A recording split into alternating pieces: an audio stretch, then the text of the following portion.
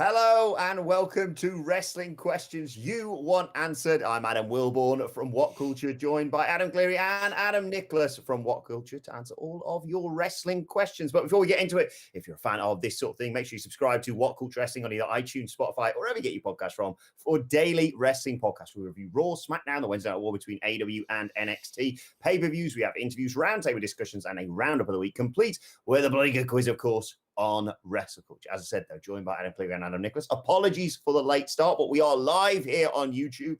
Damn you, Retribution! To answer all of your wrestling questions. If you want to ask any questions of the boys, feel free to stick them in the comment section below. But the title of this video, Adam Nicholas, is The End of Raw Underground. The reason we are talking about that is because, according to reports, 3 segments from Monday Night Raw that were set to feature Raw Underground were, at the last minute, cut by the birthday boy himself, Vincent Kennedy McMahon. So is this a death of Raw Underground in the same month it was born?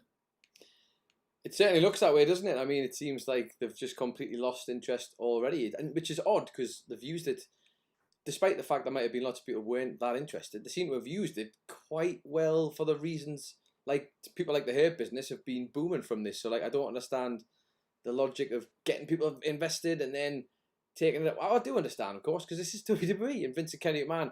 It's his birthday. He'll get high if he wants to and does whatever he likes. Anyway, yes, I can't imagine why Vincent McMahon would get bored of something. Oh, wait, literally anything. I'd like the comment already by Darkfire Dreamer that says, Adam is that salty about Titus getting pulled that we're having an entire roundtable about it. Yes, allegedly, there was going to be a segment with Riddick Moss and Titus O'Neil on last night's show. I am furious. But Adam Cleary, this would add more fuel to your fire regarding your theory about WWE and specifically Vincent Kennedy McMahon. And also, yet another example of WWE getting a flash in the pan and then just going, I can't be asked for this after a few weeks. Sorry, boys, on a very important business call at the minute. I'll have to get back to you on that. Wait! No, this is absolutely the least surprising thing I've ever heard in my entire life. This is a company which, as we've established, is run by a man who lost a massive bag of cash on the bus one day and has been throwing every possible idea he has at the wall, desperate to claw back the zeitgeist, trying to claw back the narrative, trying to claw back the declining ratings.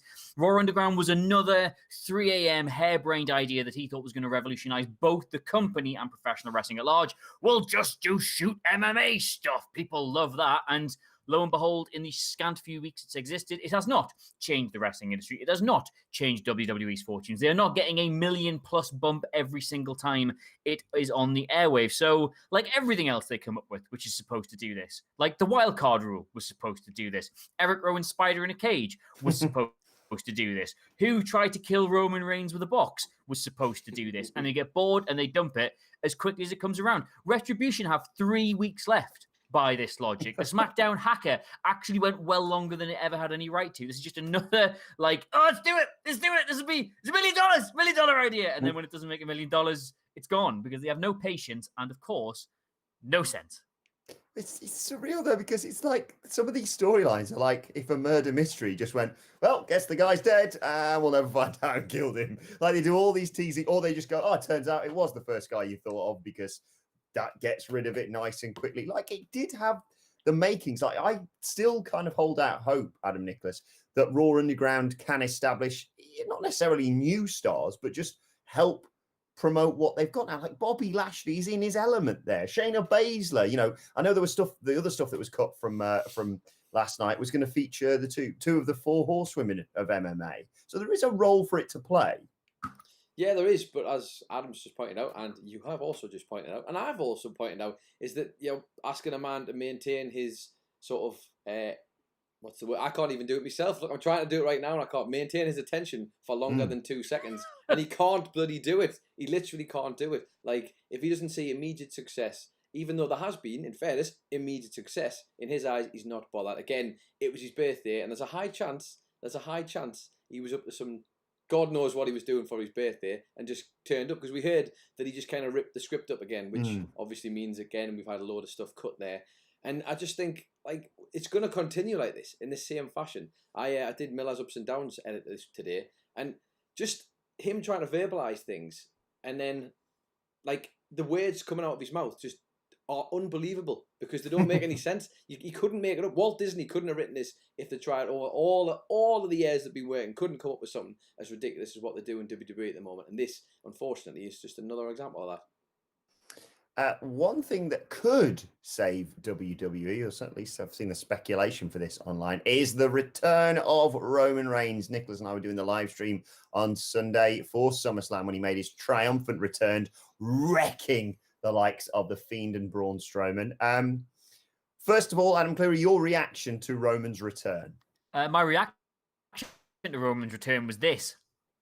Because his teeth were so goddamn bright. But I think once I got past that, very excited. This is a man who had sufficient stock in the company to take a long, hard look at the way they were addressing the ongoing global bastard and thought, no, that's dumb, and still come back to be at the top of the card when he decided to. And for all you still get people who were like, oh, God, I hate Roman Reigns, it's so overpushed. Like, the guy has consistently delivered in every feud and every match they've put him in. He would simply not be in this position with the company if he wasn't a bankable main event asset, if people weren't actually tuning in to watch him. So I'm delighted to have him back, purely because you really would have thought that having The Fiend and Braun Strowman be the very top of that card, pretty much going around WrestleMania and coming into the rest of the year, would have been excellent television. But it's been cloudy, it's been confusing, it's been a bit all over the place. We weren't sure who we're supposed to be cheering for. Has The Fiend turned face in all of this? Braun Strowman's kind of a heel now that he's got a silly haircut, and he's going to demolish this 4-foot woman. It's just been really, really off the mark the whole way through. And I think just with Roman coming back with a bit of clarity in it, we know they're going to want us to cheer for him. Thus, we know that everybody he's up against we are supposed to boo. I just think they can get back to just doing something a little bit more normal. And we want normal. Yeah, exactly. Not to tread on Simon Miller's incredibly muscly toes. I know he's doing a Y on this a little bit later on today. Regarding Roman Reigns and the speculation about whether he's a heel or a babyface or even the leader of Retribution, we had to deal with this in the immediate fallout of SummerSlam. Adam Nicholas, what do you reckon now, a few days after? I really don't want it to be the leader of Retribution.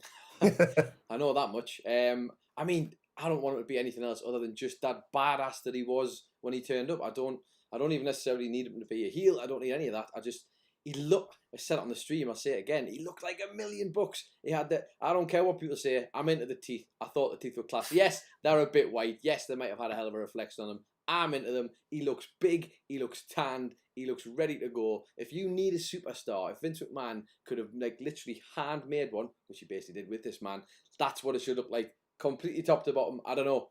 Totally sold me this. Absolutely sold me. As part of Monday Night Raw, it felt, Adam Cleary, that they were like, never mind all that bollocks. Roman Reigns is going to be on SmackDown on Friday, and we're doing a triple threat at the pay-per-view, which, again, is this Sunday. Payback. 7 days after SummerSlam, we've got another WWE pay-per-view. It looks like it's going to be a triple threat match. Fiend, Braun Strowman, and Roman Reigns. For me, the way that I looked at that, I thought, right, Braun's there to take the pin for Roman to make him Universal Champion and sort all this out. Should Roman Reigns become a Universal Champion, or is the danger then that you lose all this momentum that you've built up by immediately putting him at the top of the card? But he's the star right now, surely. Two things in all this. One, got to actually take your hat off to WWE, who've actually finally realised that people can't criticise the build if there's no build, and just going to throw them straight into a match without literally 1 week's worth of programming. Roman's going to come and be like, yeah, I'm back, and I'm going to take what's mine. Drops the mic, and then literally just have the match, rather than doing that, then having the Fiend do a weird thing, then Braun Strowman crush a load of jobbers, then Roman come out and do the exact same promo again. So, yeah, fair play. I would be willing to bet you two as many pasties as you like that this match is a non-finish. I'd be willing to bet you absolutely anything, because you get all the hype and the excitement of it coming back, and then by giving it a non-finish, you don't actually have to make a decision on the issue. I think Braun gets that thrown out somehow. Oh no, is that what's going to happen on Sunday, Nicholas? I mean, if history tells us anything, absolutely it is. This guy's red hot. What could we do with a guy who's red hot when he comes back? Let's chuck a massive bucket of ice on him and just put him on the cooler. Why not? I feel like if you're ever going to make him a babyface, ironically, universally liked Universal Champion, now is the time. Like, he's not your John Cena babyface. I saw people comparing him to like Stone Cold Steve Austin almost. I mean, it's Stone Cold Steve Austin light. Give me names. Give me who did that? Who compared Roman Reigns to Stone Cold Steve Austin? Give me a name. I know who did. Better yet, give me an address. I will go round there.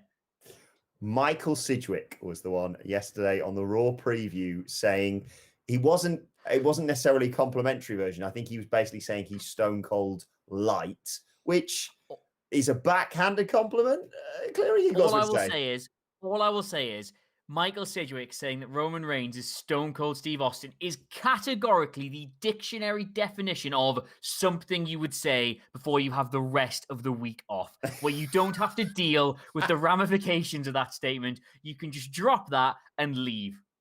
If Michael Sidgwick was coming into work today or tomorrow or at any point in the near future, he would never have said that. He knows better. Michael Sidgwick back for What Culture Wrestling on the 7th of September. There we go. That's exactly it. He's going to miss payback. He's going to miss his own payback. Oh, that genuine. Nah. Number 2. Who else has said it? You said people. Come on. Me repeating Michael Sidgwick. I'm just going to quickly go out to the comment section. Who says, Mr. Phoenix says, "How long as you guys have done the Q&A, how have I not called it the Tuesday community?" Just to wrap this up, Adam Nicholas. We do the Q&A community. That's why. Do you think Adam Nicholas, Roman Reigns should become Universal Champion on Sunday?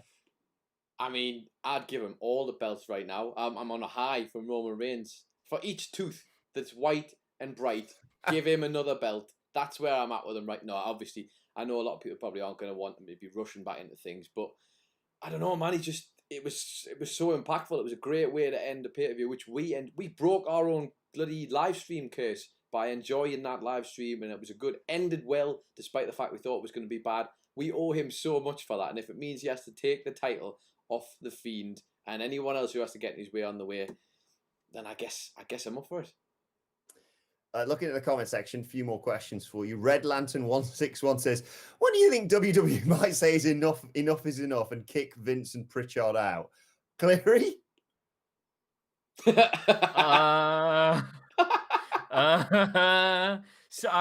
on, lads. I'm really sorry. I've just got another call coming in here. I'm going to have to pass that one over to Nicholas. Really sorry.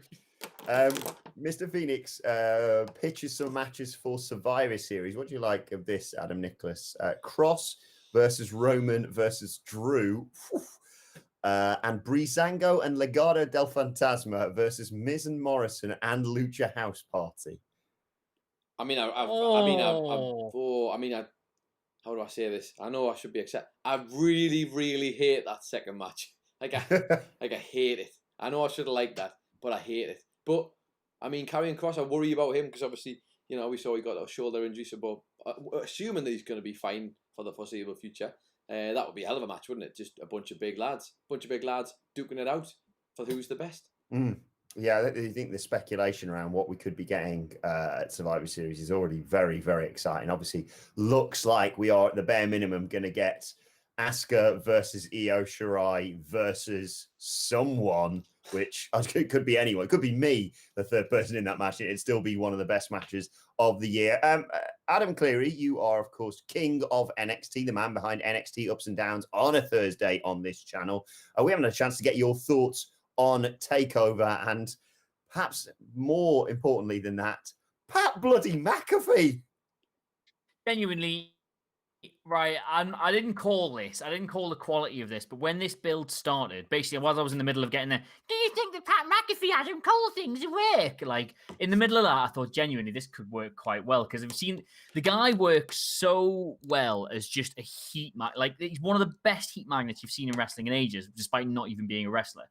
And you just sense the way they were going with this breakup of the Undisputed Era, that there was an argument to be made there that Riley was quite a sympathetic character, that Fish was quite a sympathetic character, particularly Roderick Strong was quite a sympathetic character. And I just struggle to see how you got Cole there, because he's obviously been like the very linchpin of all this.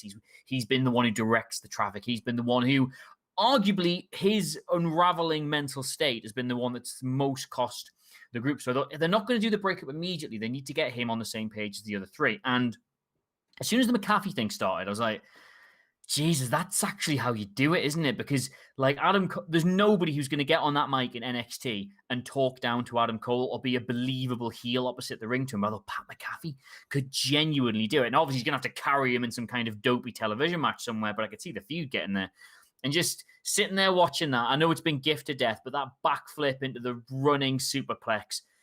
Honestly, just show me anyone else. Show me like a number of wrestlers on the roster, long-time professional wrestlers who are capable of making you like like that. There just aren't many. They need to keep him around, use him sparingly, admittedly, but they need to make him a part of the furniture there in NXT. It was one of the most extraordinary wrestling debuts I've ever seen. Genuinely, you go back to Rousey for the last time you saw anything like this, and just it was the feud you did not think you needed, the feud you did not know you needed, and it's probably become one of the most important things NXT's done all year. Yeah, really well paced, I thought as well. Like not just that spot, the whole match. Hamflet talked about it on Twitter, saying how it got you thinking: is Pat McAfee going to get his comeuppance here, or is he just going to batter Adam Cole, then bunt his head off? Nicholas, we talked a little bit about this on the stream about how impressive it was, not just doing what Cleary mentioned there, but doing it after 5-10 minutes after your adrenaline's dumped and what have you. Do you see Pat McAfee wrestling again?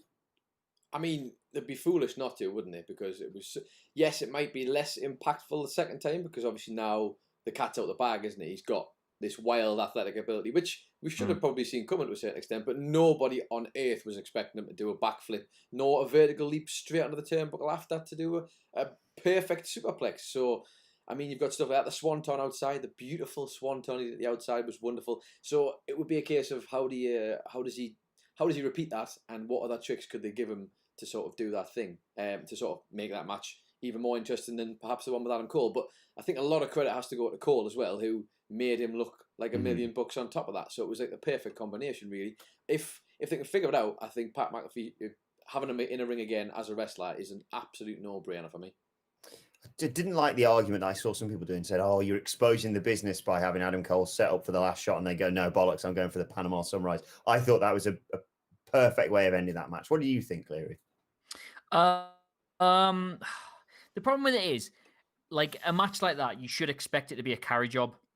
And I think if you watch it back, you should expect to see all the little moments where Cole's getting him through it or directing him the right way to go. But when you actually look at the finish to that, somehow they managed to make the finish, like, not expose that in the slightest. Like, I think it's going to get looked at probably when the proverbial dust is proverbially settled. It's going to get looked at as, again, probably one of the best wrestler versus non-wrestler matches of all time. And I think the finish plays into that, to be honest. Like, they wrote it perfectly, they storied it perfectly, they timed it perfectly, they paced it perfectly. And I know that some people think it's a bit odd, but just, I'm always a big fan of a wrestler being like, no, I'm going to do this instead at the end, because you just would.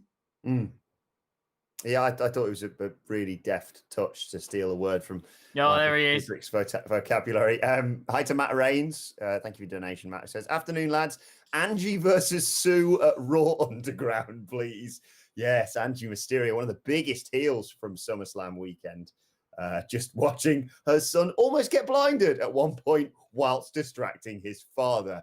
Dark Fire Dreamer asks, how long until Keith Lee becomes enhancement talent to reflect his new music? Yeah, we're known for relatively difficult questions on this, but Adam Nicholas, there's two things. How do we fix Keith Lee? Look, I don't want to just jump on the wagon here and be like, it's over, it's already done. It's like, what? Because he doesn't deserve that. He doesn't deserve that, does he? But they just make it really, really, really hard. Like, just the guy turns up, not only they steal his music, but they tease you with the beginning of his old music as well. Like, obviously, because the fans needed to know. The fans needed to know whether to pop or not in the arena. Am I right? No, because they weren't there. They were at home. They don't care. Like, I don't know. That on top of this, I only. You can't do it, can you? I can't you do can't it. defend it. I'm trying my best. Especially because, sorry to interrupt, but especially because we were talking a lot about this over the weekend as well, how much you are a gear guy, just like Michael Hamflet. That's quite the accusation.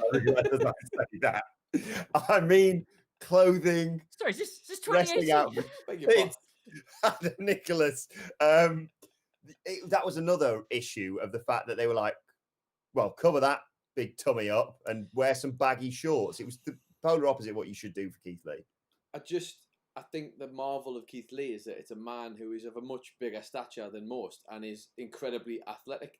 So why would you want to detract? I don't know why you'd want to detract from that, to be honest. The whole thing's in my head. I've been trying to tell myself all day it's an absolute lie. It's the biggest lie in the world. But in my head, I'm like, maybe it was his choice. Maybe he thought, I've always fancied.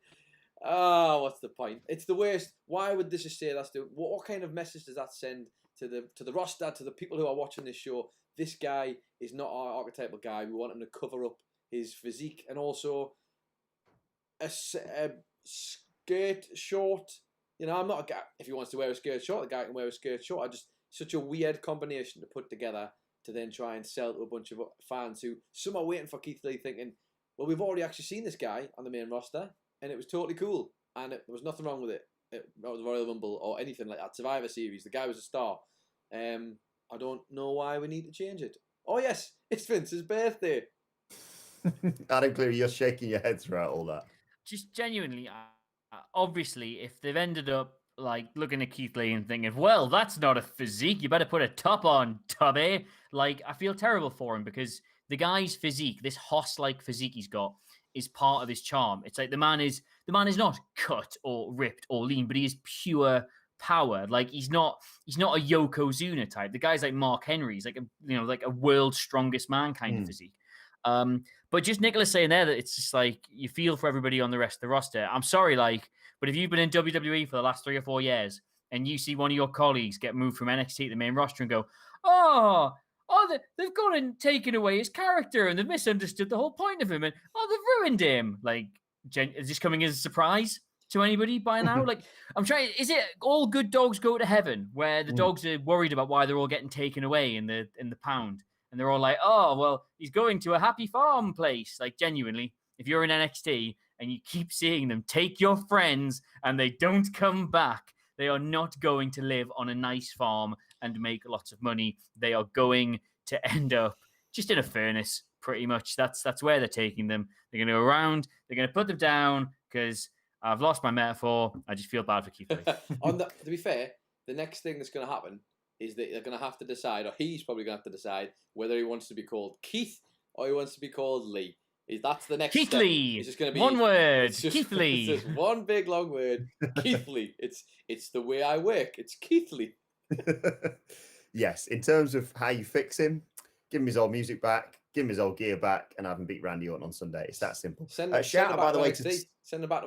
That's how you fix him. Shout out, by the way, to Sasha Banks, who's in the comment section. Oh, no way. She writes, are you shocked? Because I'm not. Look at what they did to me at SummerSlam. So there you go. That's quite nice. That's not the boss who's normally asking me questions at 4:30. True. Isaac Merriweather says, if Reigns wins the Blue Universal Championship and is indeed a heel, Very good. Reigns versus Riddle at the Royal Rumble and Reigns versus Big E at Mania, book it WWE. Adam Cleary, your thoughts? I'm quite excited by this idea because it feels like the ground is already trembling a bit with the anticipation of Big E being the fan project over the next sort of 6 to 9 months. Like we've seen it before. We saw it with Kofi, we saw it with Becky, saw it with Daniel Bryan. Every now and then, just this thing rumbles on where people are like, oh, I'm going to do it. We're all going to make loads of noise and we're going to force them to do it. And if it is Big E this year, my God, count me in. Count me in for that. If you look at the way they've treated every single NXT champion that's come up into this brand, at some stage, they just get that like title picture looking. Even if it's like Finn Balor, where it's just for a day. Even if it's Kevin Owens, where it's just for a week. Even if it's Seth Rollins, where it's inexplicably forever. They all get that treatment. Bo Dallas, of course, does not count, but they all get that. Even Neville got that one match with Seth Rollins where he thought he was going to win the belt. Even Neville got it. So Big E, if he comes up and he finally gets a push and they make him jump through all these hoops to make us doubt it's going to happen, they do it. I am 100% here for it. I don't care if it's Roman. I don't care if it's Braun. I don't care who he has to face. Big E should have been in that title picture a long time ago. And I will say, actually, the reason he's not is probably not for the normal reason why people don't get a push. It's probably because the New Day have been too good for them to break up at this point. What do you reckon, Nicholas?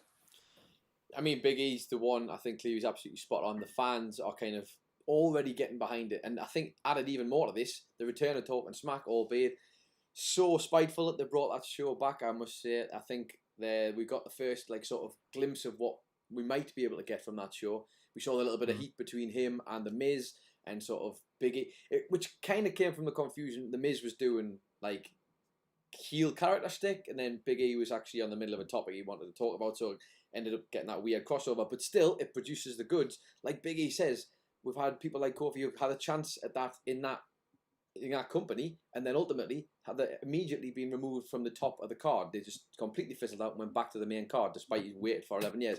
With Big E, if they are actually going to do it with him, then put him up there and have him stay there. Like make another star. If that's what you want to do. Don't just put him up there and think, isn't this lovely? Look, he's got the belt now.